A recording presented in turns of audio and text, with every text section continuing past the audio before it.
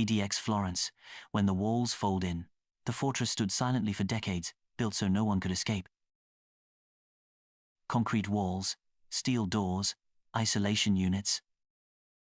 What happens when the system meant to hold others becomes the one under pressure? The settlement that changed everything arrived in late 2016. Dozens of prisoners at ADX Florence forced the Federal Bureau of Prisons to comply.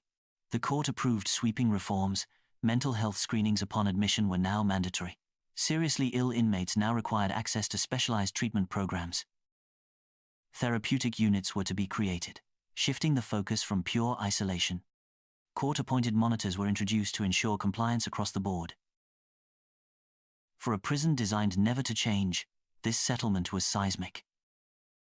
The winds inside ADX Florence began to shift immediately. Guards were trained to enforce silence and total containment. Now, they were ordered to document psychological symptoms meticulously. Small group counseling sessions had to be allowed, disrupting the isolation routine. Inmates moved to new housing units, forcing contact after decades of solitary existence. The control room lights stayed the same, but the shadows grew longer. The entire culture of containment was suddenly under external review.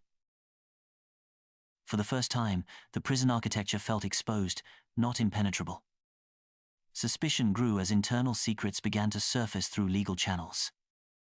Leaked memos and internal emails pointed to years of official neglect.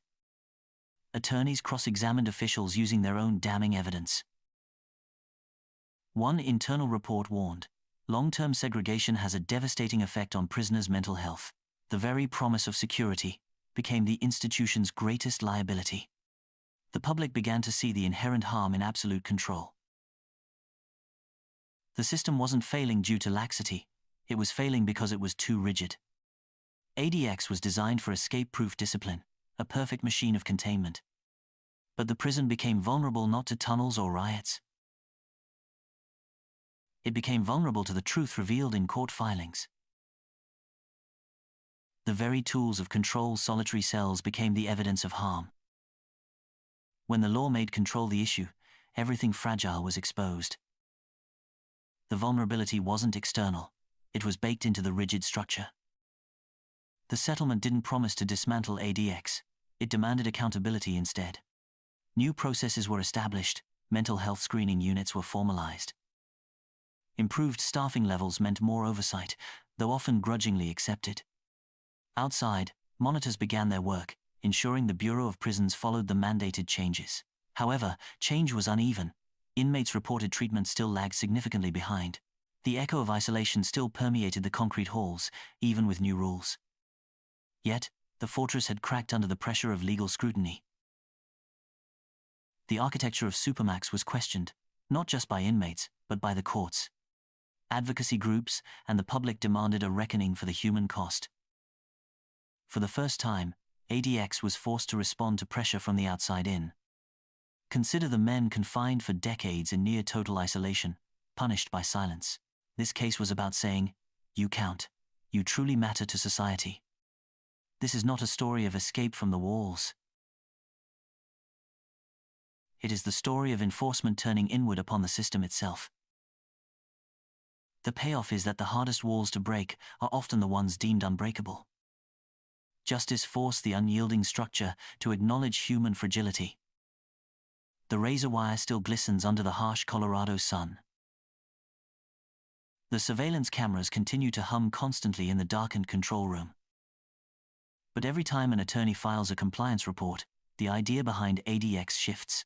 Every time a psychiatrist signs off on an evaluation, accountability takes root.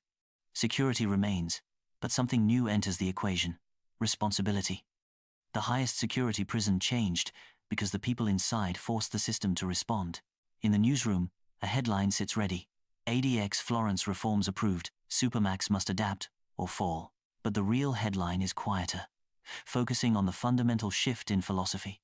Walls don't fail because they're weak, they fail because they forget who they're for. This journey into the heart of maximum security confinement concludes here. Thank you for following this 3-episode journey into hidden systems. If you want more deep dives into criminal justice systems or wars behind bars, hit subscribe, turn on the notification bell, and stay tuned for the next story. Stories where truth demands its place are waiting. The end.